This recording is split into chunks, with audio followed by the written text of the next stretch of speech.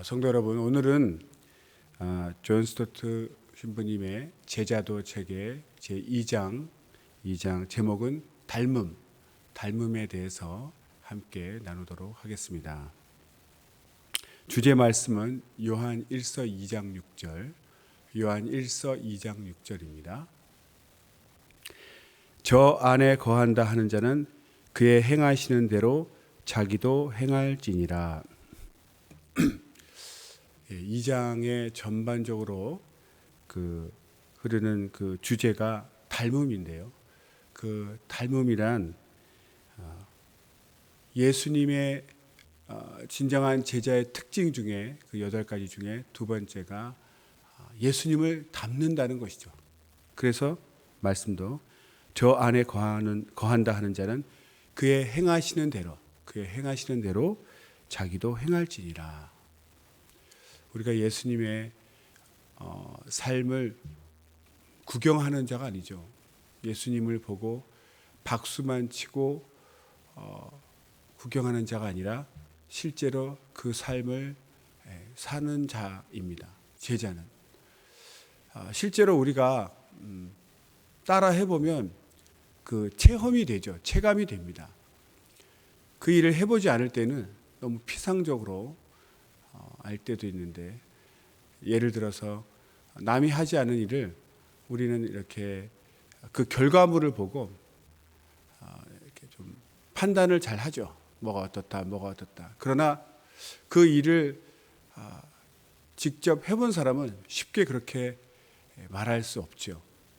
눈에 보이는 결과물은 아주 작은 것일지라도 그 결과물이 나오기까지 많은 준비와 수고와 노력이 필요하고 시간이 필요했습니다. 그래서 그것이 비록 보잘것없이 보일지라도 그 모든 과정을 같이 겪은 사람이라면 쉽게 그렇게 평할 수 없고 오히려 수고했다 이렇게 칭찬하고 격려와 위로를 할 것입니다. 그래서 우리가 같은 제자의 삶을 산다면 그 사람이 얼마나 힘들게 가고 있는지를 서로 알기 때문에 굉장히 위로하고 격려하겠죠. 그러나 제자의 삶을 살지 않는 사람은 그 어려움을 모르기 때문에 쉽게 그 나타나는 결과만 보고 잘한다 못한다 이렇게 평을 하는 것을 볼 수 있습니다. 우리 항상 직접 해보기 전에는 잘 알지 못한다고 생각하고 행하지 전에는 잘 알지 못한다고 생각하고 늘 겸손한 마음으로 살았으면 좋겠습니다. 존 스토트 신부님 어렸을 때 자신을 당황스럽게 하는 질문이 2개가 있었답니다. 그것은 자기 백성을 향한 하나님의 목적이 무엇인가? 또 하나는 우리가 회심했다면 그 다음에 해야 할 일은 무엇인가? 이것에 대해서 많이 고민을 했다고 합니다. 웨스트민스터 소요리 문답의 유명한 문구가 사람의 제일 되는 목적은 하나님을 영화롭게 하며 영원토록 그를 즐거워하는 것이다. 그렇게 답이 나와 있고 또 하나님을 사랑하고 네 이웃을 사랑하라 그런 예수님의 계명도 이미 알고 있었지만 그것으로는 자신을 만족시키지 못했다고 합니다. 그런데 나이가 많이 든 후에 드는 생각이 하나님은 자기 백성이 그리스도를 닮기를 원하시는구나 라는 것을 깨달았다고 합니다. 그래서 그리스도를 닮아가는 것이 하나님의 백성을 향한 하나님의 뜻이다. 그리스도를 닮는 것, 예수를 닮는 것이 하나님의 뜻이다. 이것이 바로 그 제자도 2번째 오늘 제목인 닮음이 되겠습니다. 그래서 먼저 그 하나님의 부르심, 그리스도를 닮아가라는 하나님의 부르심에 대해서 성경에서 3가지 기초를 먼저 확인을 하고, 그리고 그리스도께서 어떤 본을 보이셨는지 5가지 예를 성경에서 본을 찾고, 그리고 결과적으로 어떤 결과가 실제적으로 나오는지 3가지로 분류해서 오늘 나누도록 하겠습니다. 성경적 기초, 성경에서 사례를 본문으로 찾아본 것입니다. 첫 번째 로마서 8장 29절, 두 번째 고린도후서 3장 18절, 세 번째 요한일서 3장 2절입니다. 첫 번째 본문을 읽어보도록 하겠습니다. 로마서 8장 29절, 하나님이 미리 아신 자들로 또한 그 아들의 형상을 본받게 하기 위하여 미리 정하셨으니 이는 그로 많은 형제 중에서 맏아들이 되게 하려 하심이니라. 이 본문 말씀 중에 그 아들의 형상을 본받게 하기 위하여 미리 정하셨다, 이렇게 기록되어 있죠. 그 아들의 형상을 본받게 하기 위하여 미리 정하셨다. 이 본문에서 우리가 알 수 있는 것은 오래전에 이미 창세 전에 하나님께서 예정하셨다는 거죠. 우리가 하나님의 형상을 본받도록 이미 오래전에 과거에 예정하신 것을 말합니다. 그래서 그런데 아담이 이제 타락해서 하나님 형상을 우리가 잃어버렸다고 얘기합니다. 그래서 우리가 예수님을 믿고 다시 하나님의 자녀가 되고 제자가 되는 것은 하나님의 형상을 회복하는 것으로 우리가 이해를 합니다. 그래서 그리스도를 닮는 것은 이미 영원 전에 예정된 것이다. 그 아들의 형상을 본받게 하기 위하여 미리 정하셨다고 기록되어 있습니다. 그리고 또 다른 성경에서 고린도후서 3장 18절, 우리가 다 수건을 벗는 얼굴로 거울을 보는 것 같이 주의 영광을 보매 저와 같은 형상으로 화하여 영광으로 영광이 이르니 곧 주의 영으로 말미암음이니라. 오늘 이 본문에서는 주의 영광을 보며 저와 같은 형상으로 화한다, 변화된다는 거죠. 이것은 현재형을 얘기하는 것입니다. 첫 번째 읽었던 것은 과거에 하나님의 형상을 담는 것이, 그리스도를 담는 것이 예정되어 있던 것이라면, 지금 이 본문은 주의 영으로, 하나님의 영, 성령으로 우리가 예수님을 거울로 보듯이 그를 닮아가고 있다라는 그런 현재형을 얘기하는 거죠. 그러니까 관점이 과거에서 현재로, 현재 지금 성령을 통해서 우리가 그리스도를 닮아가고 있다. 이것이 곧 하나님의 뜻이다 얘기하는 것입니다. 과거와 현재. 그리고 세 번째로 요한일서 3장 2절입니다. 사랑하는 자들아, 우리가 지금은 하나님의 자녀라. 장래에 어떻게 될 것은 아직 나타나지 아니하였으나 그가 나타내심이 되면 우리가 그와 같을 줄을 아는 것은 그에 계신 그대로 볼 것을 인함이니. 이제는 미래적 관점에서 얘기하고 있습니다. 보면 그가 나타내심이 되면, 다시 오시면 우리가 그와 같을 줄을 안다. 그러니까 과거에 예정되어 있고 현재 성령으로 바뀌고 이제 앞으로 주님이 오셔서 미래에도 주님이 오시면 우리가 그와 같을 것이다. 그리스도를 닮은 모습이 될 것이다. 이렇게 미래에 대해서도 얘기를 하고 있습니다. 그러니까 영원 전이나 지금 현재 삶이나 앞으로 예수님 오실 때나 관점은 다르지만 다 한 방향, 한 뜻, 곧 하나님께서는 우리가 예수 그리스도를 닮기를 원하신다는 것을 성경을 통해서 말씀하고 계시는 거죠. 주님 오셨을 때, 주님 만났을 때 우리 모습이 주님을 닮아 있을 것이다 이거죠. 그렇게 주님을 닮는 것, 이것이 하나님의 뜻입니다.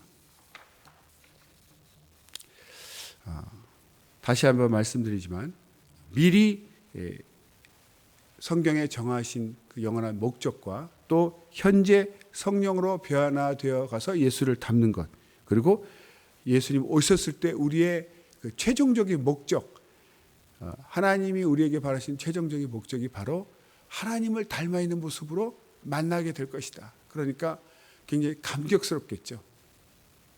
우리가 예수 그리스도를 닮은 하나님의 형상으로 변화되어져 가는 것. 이것이 꼭 형상이라는 것이 외모만 말하는 것이 아닙니다.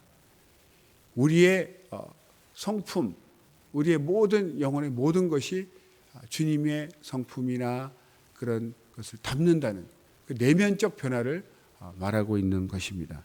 그래서 분명히 성경을 통해서도 하나님께서 우리가 그리스도를 담는 것을 원하고 계시고 말씀하고 계신다는 것을 우리가 알아야 합니다. 그리고 이제 두 번째로 신약 성경에 우리가 닮아야 될 예수 그리스도의 본을 5가지 정도로 추려봤습니다. 우리가 닮아야 될 예수 그리스도의 본. 첫 번째로 우리는 성육신하신 그리스도를 닮아가야 한다. 본문 말씀은 빌립보서 2장 5절로 8절입니다. 다 같이 너희 안에 이 마음을 품으라. 곧 그리스도 예수의 마음이니 그는 근본 하나님의 본체시나 하나님과 동등됨을 취할 것으로 여기지 아니하시고 오히려 자기를 비어 종의 형체를 가져 사람들과 같이 되었고 사람의 모양으로 나타나셨음에 자기를 낮추시고 죽기까지 복종하셨으니 곧 십자가에 죽으심이라. 아멘. 성육신을 어떻게 이해하고 계십니까? 하나님이 영이신 하나님이 우리와 같은 사람으로 육체로 오셨다는 것을 말하죠. 그냥 영이 육체가 되었다. 이렇게 단순하게 보이지 않는 영의 하나님이 보이는 육체가 되었다. 이런 뜻으로 이해하면 너무나 단편적인 것이죠.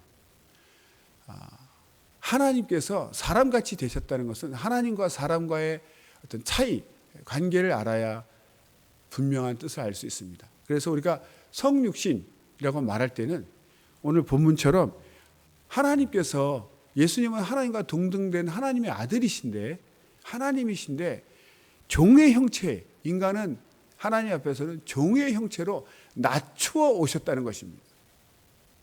사람들과 같이 되기 위하여, 우리를 살리기 위하여 십자가에 못 박혀 피 흘리고 죽으셔서 우리 죄를 사하시기 위하여 그 사랑으로 낮춰 인간과 같이 낮아진 모습으로 오셨다. 이것으로 이해를 해야 됩니다. 이렇게 이해를 해야 됩니다. 그래서 성육신은 하나님이 우리 인간과 같이 낮아지신 거기 때문에 우리에게는 은혜가 되는 것이죠. 그러나 이 성육신은 하나님 한 분밖에 하실 수 없는, 그 누구도 할 수 없는, 따라할 수 없는, 오직 하나님만이 할 수 있는 일이죠. 그래서 사실 성육신은 전무후무하게 하나님 아들 예수 그리스도만이 하신 일입니다. 우리가 어떻게 그걸 본받느냐? 성육신을 그대로 우리가 본받을 수 없지만 성육신 하신 그 마음, 그 뜻을 우리가 행할 수 있다는 거죠. 그래서 예수 그리스도의 마음을 품으라 이렇게 되어 있습니다.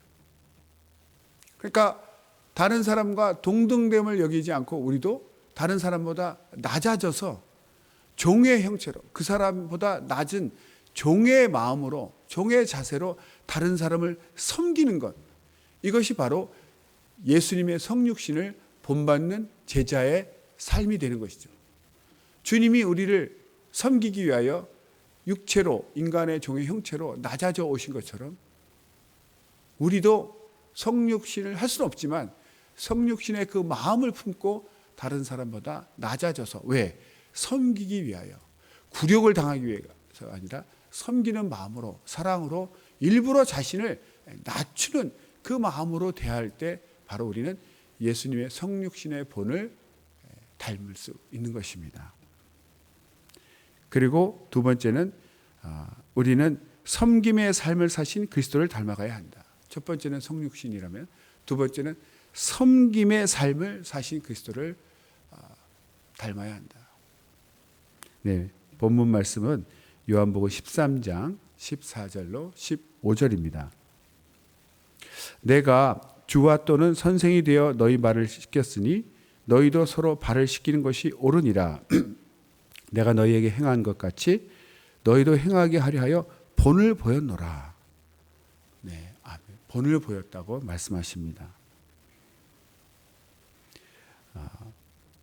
첫 번째 성육신에서 이미 말씀드렸지만 그 성육신의 목적이 섬김 아닙니까? 그러니까 실제 삶에서도 주님은 이 땅에 오셔서 육체로 오신 후에 무엇을 하셨느냐? 제자들의 발을 씻겨 주셨어요. 스승인데 선생님이 제자들의 발을 씻겨 주셨어요. 반대로 하신 것이죠. 이것이 바로 높은 자가 낮은 자를 섬긴다는 그 본을 보여주셔서 제자들이 따라하기를 원하신다고 말씀하셨어요. 내가 너희도 행하게 하려고, 너희로 나를 따라 행하게 하려고 본을 보였다. 그러니 너희는 나를 따라해라. 그러니까 그리스도 기독교 제자들은 세상처럼 높은 사람이 낮은 사람을 부리고 군림하는 그런 모임이 아닙니다. 자기가 높다고 생각하면 오히려 주님을 생각하면서 주님이 섬김의 본을 보여주시고 팔을 씻겨주신 것을 생각하고 정말 섬김의 삶을 살아야 되는 것이죠. 그래서 지금도 예수님처럼 그 세족식을 하는 그런 교회들이 있고, 또 꼭 세족식이 아니더라도 지금 현대 문화에 맞게 변형시켜서 어쨌든 다른 사람을 섬기는 그런 삶을 살고 있습니다. 이것이 바로 제자의 모습이라는 것이죠. 세 번째로 우리는 사랑의 삶을 사신 그리스도를 닮아가야 한다. 그렇습니다. 성육신, 섬김, 이 모든 것이 사랑이죠. 참 신기한 것은 그 사랑의 마음은, 사랑하면 자신을 다 비워서 주고 싶지 않습니까? 나보다 그가 잘 되기를 원하지 않습니까? 그게 사랑의 속성이죠. 말씀을 읽어보겠습니다. 에베소서 5장 2절. 그리스도께서 너희를 사랑하신 것 같이 너희도 사랑 가운데서 행하라. 그는 우리를 위하여 자신을 버리사 향기로운 제물과 생축으로 하나님께 드리셨느니라. 아멘. 이 에베소서는 사도 바울이 전한 말씀이죠. 사도 바울은 우리를 위해서 자기를 희생하신, 십자가에서 자신을 목숨을 내어주신 그리스도의 사랑, 갈보리의 사랑, 갈보리 언덕이라고 하죠. 캘브리인데 한국말로 갈보리라고 합니다. 그 갈보리 언덕에 그 십자가에서 달려 죽으신 그 사랑을 행해야 된다. 희생적인 삶이죠, 사랑은. 내가 사랑하는 사람을 위해서 자신을 희생하신, 주님은 목숨까지 바치신 분이십니다. 그의 사랑을 나타내셨죠. 그 사랑을 우리도 실천해야 된다고 사도 바울은 강조합니다. 그래서 실제 가정에서 그런 희생적인 삶을 살아야 되는데, 가장 그 기본되는 것, 희생의 가장 시작과 가장 먼저 실천해야 될 것이 바로 가정인데, 가정에서도 부부간이라는 거죠. 그래서 특별히 머리된 그 남편에게 이렇게 말씀합니다. 5장, 에베소서 5장 25절 말씀. 남편들아, 아내 사랑하기를 그리스도께서 교회를 사랑하시고 위하여 자신을 주심같이 하라. 아멘. 그러니까 가장되는, 머리 되는 그 남편이 시작이죠. 그러니까 남편이 머리 됐으니 본을 보여야 됩니다. 가장 먼저. 그 본이 무엇이냐면 주님께서 우리를 위하여 자신을 희생하신 그 희생의 본이 바로 아내를 사랑하는 것인데, 그 아내를 사랑하는 것이, 그 수준이 바로 예수님이 교회를 위하여, 예수님은 신랑 되시고 교회가 신부라고 되어 있죠. 신부된 교회를 위하여 자신을 내어줘서 교회를 살리신 그것과 같이 아내를 사랑해야 된다. 그러니까 남편이 아내를 예수 그리스도께서 교회를 사랑하듯 희생하면서 사랑할 때 아내가 행복해지고 생명을 얻고 그것이 자녀에게로 또 이웃에게로 퍼져나간다는 것이죠. 우리 남편들께서 많이 분발하셔야 됩니다. 네 번째로 우리는 오래 참으신 그리스도를 닮아가야 한다. 오래 참는 것. 실제로 고린도전서 13장에 사랑은 오래 참고라고 시작합니다. 사랑에 가장 먼저 나오는 가장 큰 특징 중에 제일 먼저 나오는 것이 이제 오래 참는 것이죠. 그러니까 지금 계속 5가지를 설명하고 있는데 다 이어지고 있지 않습니까? 그 사랑의 실천 중에 또 제일 먼저 나오는 것은 오래 참으신 그리스도, 오래 참음이라는 거죠. 베드로전서 2장 21절 말씀. 이를 위하여 너희가 부르심을 입었으니 그리스도도 너희를 위하여 고난을 받으사 너희에게 본을 끼쳐 그 자취를 따라오게 하려 하셨느니라. 아멘. 이번 말씀은 베드로 사도가 전한 말입니다. 우리가 살다 보면 애매하게 고난을 받을 때가 많습니다. 나는 잘못하지 않았는데 상대방이 잘못했는데 오히려 자신에게 이렇게 죄를 뒤집어 씌우거나 억울함을 당할 때가 있죠. 그럴 때 본능적으로 이렇게 항변하고 싶어 합니다. 자신의 결백, 자신의 정직함을 주장하고 싶어 하죠. 억울함을 당하는 것처럼 고통스러운 일이 없습니다. 그럴 때 먼저는 이제 오래 참는다는 것이죠. 주님께서도 원수 갚는 것이 내게 있으니 직접 악을 악으로 갚지 말라 이렇게 말씀하시죠. 그래서 애매의 고난을 당해도 참고 정말 주님께 의뢰할 때 나중에 그 결백이 밝혀지고 또 그가 사과하고 그 자백할 때 그 평화롭게 해결되는 것을 많이 봅니다. 그 당장 그 혈기가 있고 분이 있을 때 나가게 되면 오히려 일이 더 커지더라고요. 분을 낼 때는 이것이 자기가 원하는 그 결백이 입증되지 아니하고 더 큰 싸움으로 번질 때가 많습니다. 우리가 이렇게 그 병원에 가면 이가 아프거나 뭐 이렇게 종양이 생겨서 이렇게 뭐 좀 치료하러 갈 때 붓기가 아직 안 가라앉았습니다. 붓기가 다 가라앉으면 오세요. 이렇게 돌려보냅니다. 의사 선생님이. 뻘겋게 부어있을 때는 째지도 않고 이게 치료를 안 해주더라고요. 다 가라앉은다. 왜냐하면 그 잘못하면 오히려 더 일이 커지고 더 커질까봐 그러는 거죠. 그런 걸 볼 때 우리도 이 붓기가 이렇게 가라앉지 않았다. 육체에 붓기가 있다는 것은 심령으로 비유를 하면은 이 분노, 화가 가라앉지 않았을 때는 말하지 말라는 그런 뜻으로 저는 이해를 했습니다. 내가 마음이 가라앉고 차분하게 이성적일 때는 대화가 되죠. 서로 대화가 됩니다. 왜냐하면 화해하려는 마음이 있고 그럴 땐 또 상대방의 마음을 들어볼 마음의 준비, 역지사지할 수 있는 마음, 그 어렵죠. 상대방의 마음을 이해하려고 하는 것. 사실 모든 일은 내 입장에서 생각하기 때문에 화가 나고 판단하니까 화가 나는 거죠. 그쪽 입장에서는 맞는 소리인데 내 입장에서는 틀렸다고 보는 거 아닙니까? 그렇기 때문에 내 입장에서 항상 판단하는 사람, 이기적인 사람, 자기 주관이 강한 사람은 자기와 다른 생각을 들으면 바로 또 틀렸다고 생각하고 화를 내기도 합니다. 그러나 정말 지혜로운 사람은 자기 안에 뭔가 이렇게 잘못됐다고 생각이 올라올지라도 일단 오래 참고 상대방의 입장에서 생각하고 또 상대방의 입장에서 들어봅니다.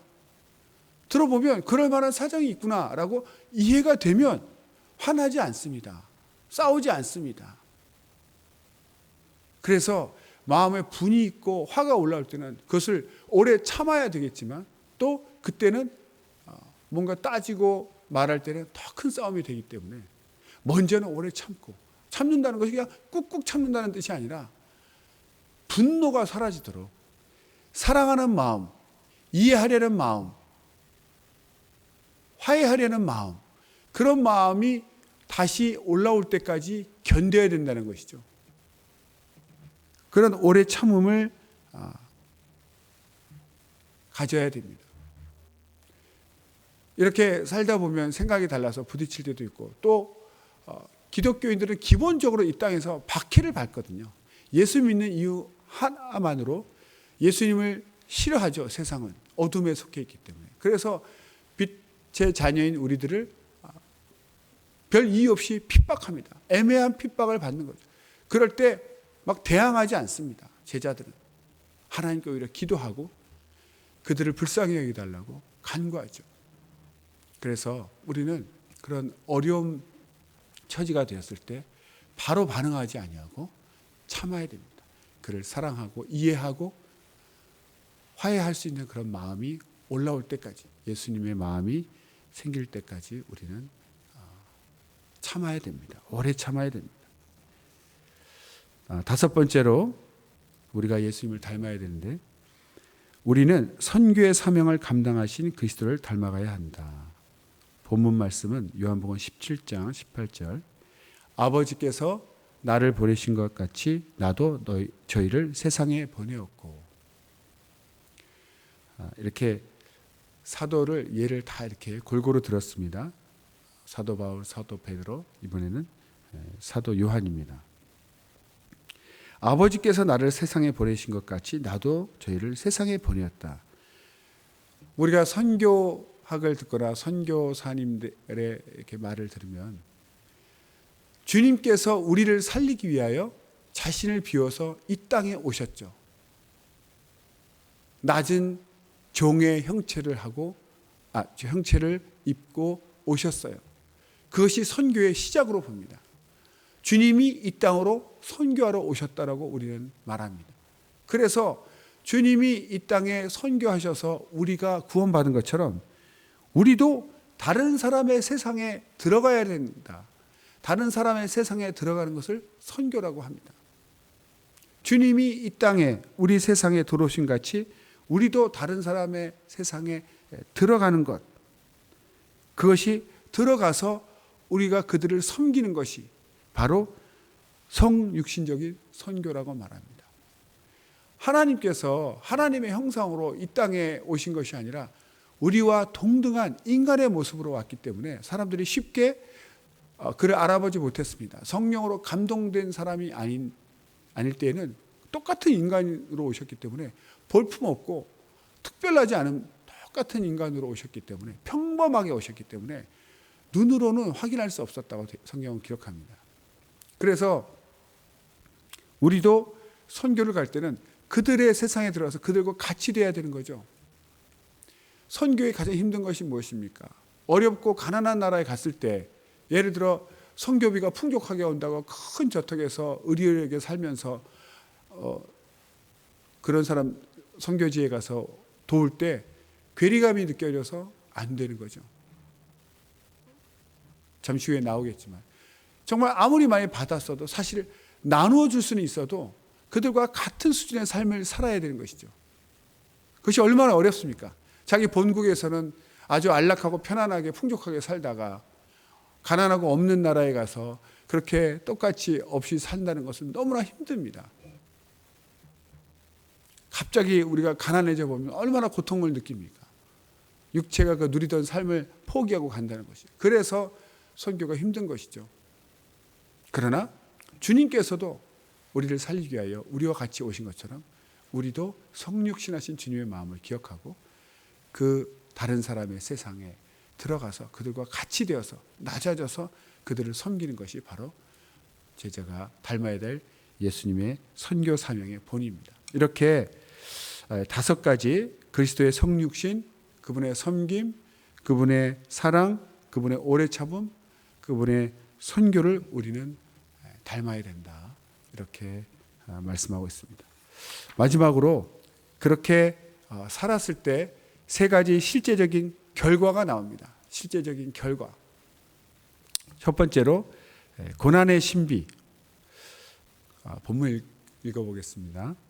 고난은 하나님이 우리를 그리스도를 닮은 존재로 만드시는 과정의 일부라는 것이다. 실망과 좌절에도 불구하고 성경의 관점을 통해 보아야 한다. 하나님이 우리에게 이런 고난을 허락하신 이유는 예수 그리스도를 닮는 과정이다. 예수 그리스도를 닮아가는, 우리를 그렇게 만들어 가시는 과정이라는 거죠. 주님도 고난을 당하셨죠. 우리도 고난을 당합니다. 이 고난이 당장에는 괴롭고 힘들어 보여도 바로 과거 이기적이고 또 자신 위에서 살던 그런 모든 것을 없애고 희생하고 섬기는 그런 과정의 삶이 바로 이것이 바로 예수님을 닮는 삶이구나. 서두에 얘기할 때 제가 그런 말씀했습니다. 남이 행한 것에 대해서 직접 따라 행해보지 않고는 함부로 말할 수 없다는 것이, 그것이 얼마나 수고로운지를 안 후에는 판단보다는 칭찬과 격려가 나오는 것이죠. 자기 마음에 들지 않는다고 해서 함부로 말해서는 안 됩니다. 정말 그것을 해본 다음에는 오히려 칭찬과 격려와 진정한 조언을 해줄 수도 있습니다. 자기가 살지 않은 영역에 대해서 함부로 말하는 것은 굉장히 교만하고 어리석은 행위입니다. 로마서 8장 28절에도 이런 말씀이 있습니다. 우리가 알거니와 하나님을 사랑하는 자 곧 그 뜻대로 부르심을 입은 자들에게는 모든 것이 합력하여 선을 이루느니라. 아멘. 그러니까 우리가 어렵고 힘든 과정을 통해서, 고난을 통해서 하나님의 형상 예수 그리스도를 닮는 과정이지만 결국 하나님은 자기 백성을 위하고 계시다는 것을 우리가 잊지 말아야 된다는 것이죠. 힘들고 어려운 고난 가운데 있지만 모든 것이 합력하여 선을 이룬다는 것을, 하나님이 그 뜻대로 부르심을 입은 자들에게는 지금은 고난 가운데 있을지라도 마지막은 합력하여 선을 이루기 때문에 늘 우리는 하나님이 나를 위하여 선을 행하고 계시다라고 생각하고 좌절하거나 낙심치 말아야 됩니다. 그리고 이어지는 로마서 8장 29절 말씀, 하나님이 미리 아신 자들로 또한 그 아들의 형상을 본받게 하기 위하여 미리 정하셨으니 이는 그로 많은 형제 중에서 맏아들이 되게 하려 하심이니라. 다시 말씀이 나왔는데, 그래서 하나님이 아들의 형상을 본받기 위한 것이 하나님의 가장 최종적인 목적이라고 말씀을 드렸습니다. 그러니까 우리가 힘든 고난 가운데 있을지라도 그것은 우리가 하나님의 형상을 담는 그 목적을 이루기 위한 과정이기 때문에 항상 결과는 합력하여 선을 이룬다는 것입니다. 그래서 마지막 목표를 알고 있기 때문에 우리가 예수 그리스도의 형상을 담는다는 목표가 분명하기 때문에 그 고난을 우리가 견뎌낼 수 있고, 그 고난 후에는 정말 우리는 예수 그리스도를 닮은 형상으로 변화되어 있다는 것입니다. 그래서 고난이 당장은 괴로워도 좌절과 실망할 것이 아니고 오히려 끝까지 감사함으로, 믿음으로 견뎌내야 할 것입니다. 두 번째로 복음 전도의 도전 읽어보겠습니다. 복음을 전하려는 우리 노력이 종종 실패로 점철되는 이유 중에 중요한 이유는 우리 모습이 우리가 선포하는 그리스도 같아 보이지 않기 때문이다. 존 풀턴의 오늘날의 복음 전도에서 이렇게 써 있습니다. 가장 효과적인 선포는 자신이 말한 바를 그대로 구현해내는 사람들의 선포다. 전도가 잘 되지 않는 이유는 사람들이 볼 때 그 사람이 선포하고 그 사람이 말하는 말과 자신 그 말하는 사람의 삶이 일치하지 않는다는 거죠. 예수님 이렇게 당신을 사랑하셨습니다라고 얘기하지만 자신은 다른 사람을 진짜 사랑하지 않고 있어요. 그러면 사람들이 볼 때는 당신 말하고 당신 행동이 일치하지 않는다. 그러니까 그 말에 설득력이 없는 거죠. 그래서 실제로는 자기가 말한 바대로 살아야 됩니다. 더 정직하게 말하면 말하지 않아도 오히려 그 말대로 자기가 선포하고 싶은 말씀대로 자기가 살고 있다면 삶이 곧 선포가 되는 거죠. 그래서 먼저 사람들이 감동받습니다. 당신은 어떻게 이렇게 희생적인 삶을 삽니까? 왜 나를 이렇게 사랑하시는 거죠? 감동받아서 물을 때 주님이 제게 그렇게 사랑을 베푸셨기 때문입니다. 이렇게 말하면 당신이 나를 사랑하고 돕는 당신의 그 삶이 바로 주님으로부터 말미암았군요. 그래서 그분이 예수를 믿게 되는 거죠. 여러 가지 예가 있는데 마하트마 간디의 명언 중에 이런 말이 있습니다. 저는 예수님을 좋아하지만 기독교인은 좋아하지 않습니다. 기독교인들과 예수님은 너무나 딴판이기 때문입니다. 굉장히 유명한 명언이죠. 그 영국이 또 인도를 식민 지배하고 있을 때 참 이 마하트마라는 것이 가장 최고, 가장 그 높임말이라고 합니다. 마하트마 간디 이렇게 할 때 마하트마가 이름이 아니고 그 존칭어입니다. 존칭어. 예수님의 그 성경 읽겠죠. 마하트마 간디도 예수님의 삶을 보면 정말 존경스러운데 그래도 믿었다는 뜻은 아닙니다. 그러나 그가 안 믿은 이유 중에 그리스도인의 책임이 있다는 거예요. 실제로 그 제자라고 하는 그리스도인의 삶은 너무나 예수님과 딴판이니까 이건 가짜다 이런 생각이 드는 거죠. 하나님이 살아계시면 당신들을 변화시켜야 되는데 가짜신인 것 같다는 거죠. 그 제자들이 예수님의 모습을 보여주지 못하고 있으니까. 이 간디의 말뿐만 아니라 그 힌두교인 교수가 자기 제자 중에 크리스찬이 있었다고 합니다. 그래서 그 제자, 그러니까 학생이죠. 학생, 교수의 제자. 힌두교 믿는 교수의 학생 제자가 크리스찬인데 그런 말을 했다고 합니다. 정말 기독교인들이 예수님 같은 삶을 산다면 내일은 모든 힌두교인들이 그리스도인으로 바뀌어 있을 것이다. 이런 말을 했다고 합니다. 참 부끄러운 말이죠. 그리고 이슬람교를 믿다가 기독교 목사가 된 사람이 또 그런 말을 했다고 합니다. 정말 예수를 믿는 예수님의 제자들이 예수님과 닮은 삶을 산다면 오늘날 이슬람교는 없었을 것이다. 이런 말까지 했다고 합니다. 결국은 우리 예수 믿는 제자들의 삶이 너무나 예수님과 예수님 말씀과는 딴판으로 그리스도의 형상을 담지 못하고 있기 때문에 전도하는 것이, 우리가 선포하는 말씀이 그들의 마음을 움직이지 못한다. 그런데 우리가 그리스도의 형상을 담고 말씀대로 사는 그런 순종하는 삶이 된다면 복음은 전해지겠죠. 세 번째로 성령의 내주. 이런 말이 있습니다. 누가 나에게 셰익스피어의 그 햄릿 같은 희곡을 주고 이걸 써보세요. 그러면 나는 쓸 수가 없다는 거죠. 왜? 나는 셰익스피어가 아니니까.